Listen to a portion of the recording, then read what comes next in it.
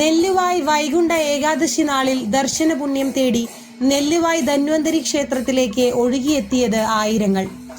ഏകാദശി ദിനമായ ശനിയാഴ്ച രാവിലെ ക്ഷേത്രമണ്ഡപത്തിൽ ഭഗവത്ഗീത പാരായണം, നാരായണീയ പാരായണം, സ്തോത്ര പഞ്ചാശിക പാരായണം, ഭക്തി പ്രഭാഷണം, ധന്വന്തരി സംഗീതോത്സവത്തിന്റെ സമാപനമായുള്ള പഞ്ചരത്ന കീർത്തനാലാപനം എന്നിവ നടന്നു.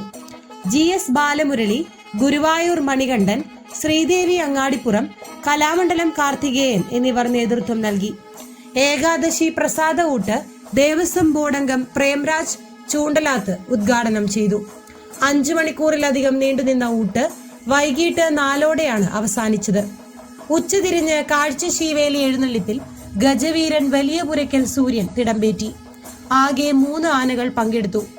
ചോറ്റാനിക്കര നന്ദപ്പൻ മാരാർ, കല്ലേക്കുളങ്ങര കൃഷ്ണവാര്യർ, ചേലക്കര സൂര്യൻ, മച്ചാട് ഉണ്ണിനായർ, തിരുവില്ലോമല ഹരി എന്നിവർ നേതൃത്വം നൽകി.